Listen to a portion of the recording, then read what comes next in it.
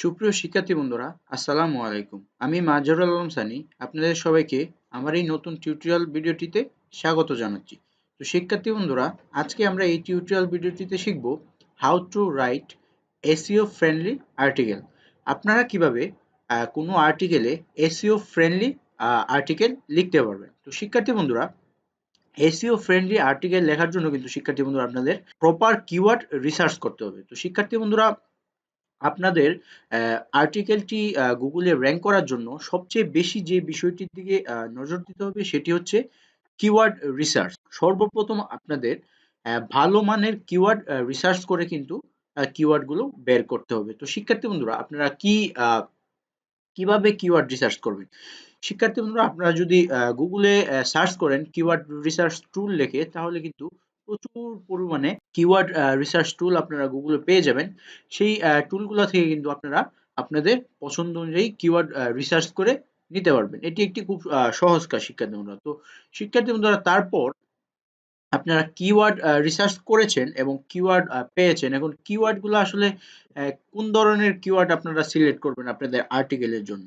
তো শিক্ষার্থী বন্ধুরা, আপনারা সবসময় চেষ্টা করবেন আপনাদের আর্টিকেলের জন্য শর্ট টেইল কিওয়ার্ড যাতে না ব্যবহার করতে হয়। তো শিক্ষার্থীরা, আপনারা সবসময় চেষ্টা করবেন লং টেইল যে কিওয়ার্ডগুলো রয়েছে, বেশি পরিমাণ ওয়ার্ডের, সেই কিওয়ার্ডগুলা শিক্ষার্থী বন্ধুরা সবসময় আপনাদের আর্টিকেলগুলোতে অথবা কোনো পোস্টে ব্যবহার করার চেষ্টা করবেন। তাহলে কিন্তু শিক্ষার্থী বন্ধুরা আপনাদের যেই আর্টিকেলটি রয়েছে সেই আর্টিকেলটি গুগলে র‍্যাংক করতে খুব সহজ হবে।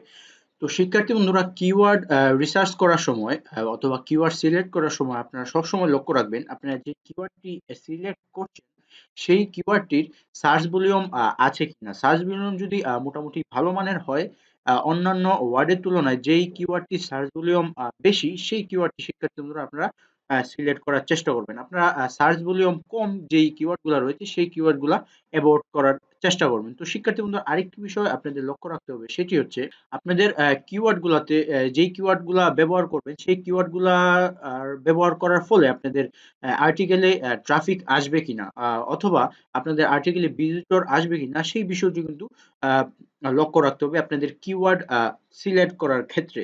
তো শিক্ষার্থী বন্ধুরা, ধরুন আমি এখানে একটি কিওয়ার্ড, লং টেইল কিওয়ার্ড আমি এখানে লিখে রেখেছি অথবা সিলেক্ট করে রেখেছি, সেটি হচ্ছে top 5 Google new gadget you should buy.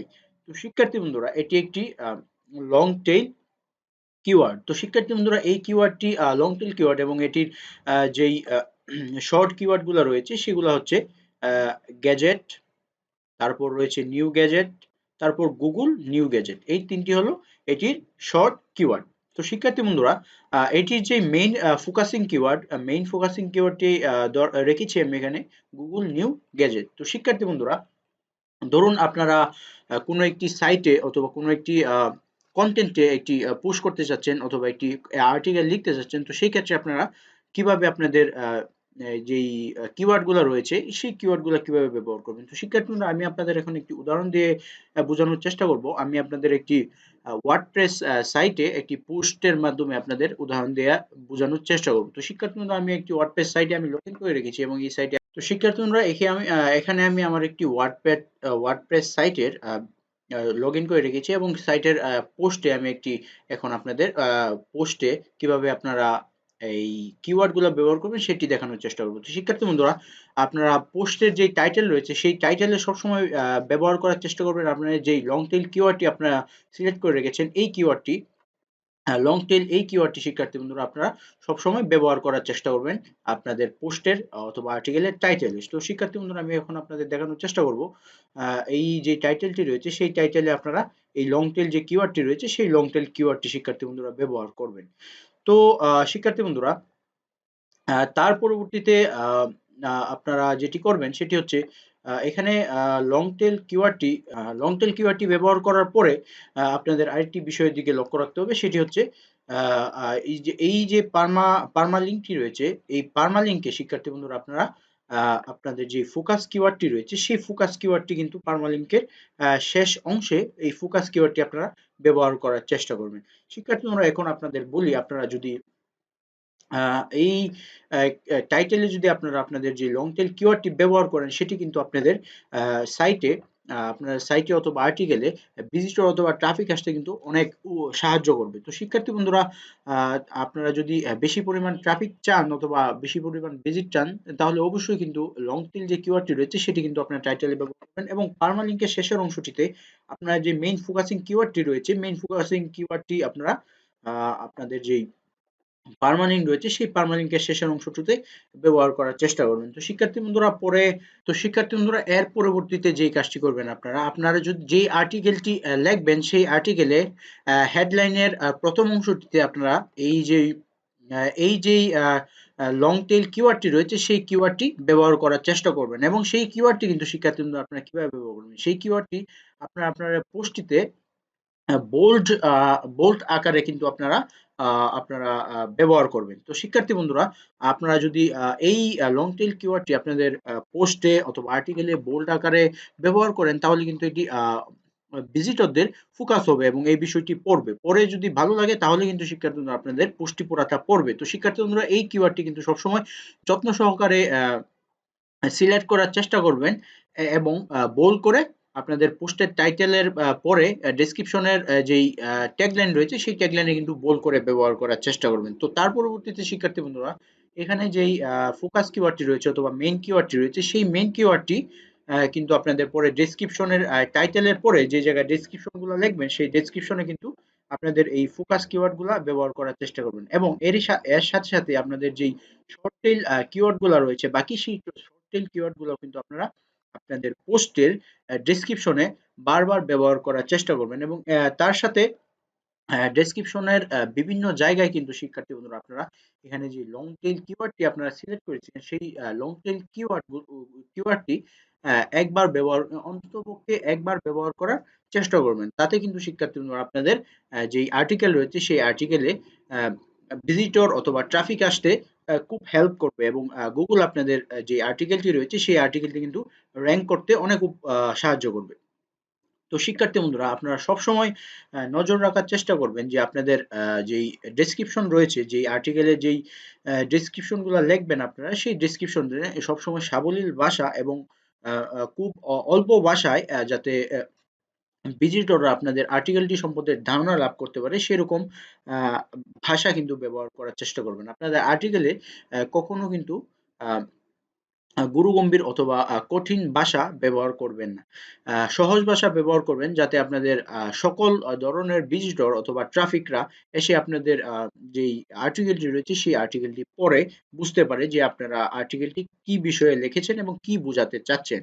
তো শিক্ষার্থী বন্ধুরা, এই মেইন ফ্যাক্টটি যদি আপনারা খেয়াল করেন এবং এই যেই কিওয়ার্ড গুলা ডেসক্রিপশন লেখার সময় কিওয়ার্ড গুলার ব্যবহার খুব যৌক্তিক সহকারে করেন, তাহলে কিন্তু আপনাদের আহ, এসইও ফ্রেন্ডলি আর্টিকেল লেখাটি হবে, এবং আপনাদের গুগল কিন্তু আপনাদের আর্টিকেলটিকে র‍্যাংক করতে সাহায্য করবে। তো শিক্ষার্থী বন্ধুরা, আমি যদি আপনাদের সংখ্যা আকারে বলে দেওয়ার চেষ্টা করি যে আপনাদের আর্টিকেলে যেই লং টেইল কিওয়ার্ডটি রয়েছে সেই লং টেইল কিওয়ার্ডটি কতবার ব্যবহার করার চেষ্টা করবেন। তো শিক্ষার্থী বন্ধুরা, আমরা আপনাদের পুরো আর্টিকেলে লং টেইল কিওয়ার্ডটি সর্বোচ্চ ৩ বার ব্যবহার করার চেষ্টা করবেন। তো শিক্ষার্থী বন্ধুরা, তার পরবর্তী যে ফোকাস কিওয়ার্ডটি রয়েছে অর্থাৎ মেইন কিওয়ার্ডটি, সেই মেইন কিওয়ার্ডটি কিন্তু ২ বার বা ৩ বার ব্যবহার করার চেষ্টা করবেন। এর বেশি ব্যবহার করবেন না অথবা কমও ব্যবহার করবেন না। তাতে কিন্তু আপনাদের যেই ট্রাফিক সেই ট্রাফিকে কিন্তু প্রবলেম হতে পারে। তো শিক্ষার্থী বন্ধুরা, আপনাদের পোস্টের ভিতরে যে আদার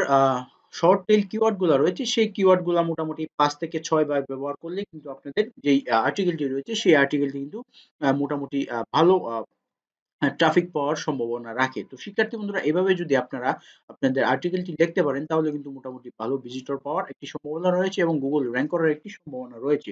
তো শিক্ষার্থী বন্ধুরা, তারপর যেই বিষয়টি বলবো সেটি হলো আপনাদের সবসময় কিন্তু লক্ষ্য রাখতে হবে লং টেইল কিওয়ার্ড সিলেক্ট করবেন, এবং আপনাদের যে ব্যাকলিঙ্ক রয়েছে সেই ব্যাকলিঙ্কটি কিন্তু করার চেষ্টা করবেন। তো শিক্ষার্থী বন্ধুরা, আমি যদি আরেকটি বিষয় আপনাদের বলে রাখি, আপনারা যেই কিওয়ার্ডটি সিলেক্ট করতে যাচ্ছেন সেই কিওয়ার্ডটি সিলেক্ট করার সময় কিন্তু আপনারা কিওয়ার্ডটির সার্চ ভলিউম সর্বোচ্চ পরিমাণ আছে কিনা সেই বিষয়টি কিন্তু আপনাদের লক্ষ্য রাখতেই হবে। তো শিক্ষার্থী বন্ধুরা, যেই কিওয়ার্ডটির সর্বোচ্চ পরিমাণ সার্চ ভলিউম রয়েছে সেই কিওয়ার্ডগুলো ব্যবহার করার চেষ্টা করবেন, এবং শিক্ষার্থী বন্ধুরা তারপর আরেকটি কাজ করতে হবে, সেটি হচ্ছে কম্পিটিশন অ্যানালাইসিস। কম্পিটিশন অ্যানালাইসিস কিন্তু কম্পিটিশন অ্যানালাইসিস করে কিন্তু আপনাদের কিওয়ার্ডটি সিলেক্ট করতে হবে এবং ইনফরমেশন যেই ইনফরমেশনগুলো আপনারা আপনাদের পোস্টে দিবেন সেই ইনফরমেশনগুলো কিন্তু যাতে খুব বেশি বড় না হয় সেই দিকে লক্ষ্য রাখবেন, যাতে অল্প পরিমাণ কথার মাধ্যমে আপনারা যেই আর্টিকেলটি লিখতে চাচ্ছেন সেই আর্টিকেলটি যাতে আপনাদের ভিজিটররা বুঝতে পারে সেই দিকে কিন্তু নজর রাখতে হবে। এবং long long blog post long blog post আসলে আপনারা ব্লগ পোস্ট আসলে না করলেই ভালো। আপনারা সবসময় শর্ট পোস্ট করার চেষ্টা করবেন যাতে যারা ভিজিটর আছে তারা স্বাচ্ছন্দ্য বোধ করে আপনাদের পোস্টটি পড়ে। কারণ শিক্ষার্থী বন্ধুরা, যারা ভিজিটর রয়েছে তারা কিন্তু অধিক পরিমাণ লেখা পড়তে আগ্রহী হবে না। তারা চাবে যত অল্প পরিমাণ লেখা রয়েছে সেই লেখাগুলো পড়ে তারা আপনাদের আর্টিকেলটি সম্পর্কে ধারণা লাভ করে। এরকম কিন্তু চাবে। তো শিক্ষার্থী বন্ধুরা, আপনারা যদি এই বিষয়গুলা মেনে আপনারা যদি আপনাদের আর্টিকেলটি লিখতে পারেন তাহলে কিন্তু SEO ফ্রেন্ডলি একটি আর্টিকেল হবে আশা করছি আপনাদের। তো শিক্ষার্থী বন্ধুরা, এবং আপনাদের যে আর্টিকেলটি রয়েছে সেই আর্টিকেলটি কিন্তু গুগলে র‍্যাংক করতে অনেক সাহায্য করবে। তো আশা করছি শিক্ষার্থী বন্ধুরা আ SEO ফ্রেন্ডলি আর্টিকেল আসলে কিভাবে লিখবেন সেই বিষয়টি সম্পর্কে ধারণা লাভ করতে পেরেছেন। আ এবং আপনারা খুব সুন্দরভাবে SEO ফ্রেন্ডলি আর্টিকেল লিখতে পারবেন। তো শিক্ষার্থী বন্ধুরা, আমি আমার এই ভিডিওটি এখানেই শেষ করতে যাচ্ছি। পরবর্তী ভিডিওতে অন্য কোনো টপিক নিয়ে আলোচনা করা হবে। আল্লাহ হাফেজ।